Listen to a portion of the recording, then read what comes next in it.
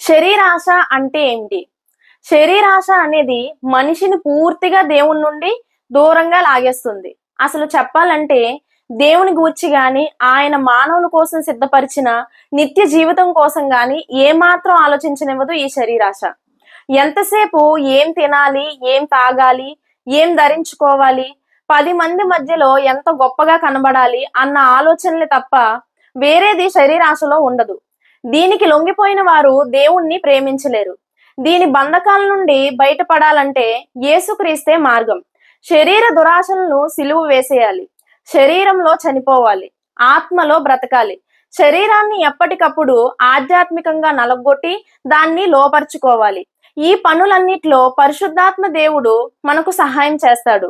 దేవుని వాక్యమైన బైబిల్ను చదువుతూ ధ్యానిస్తూ ఉంటే శరీరాశను జయించే దేవుని శక్తి మనలో నిండుతుంది.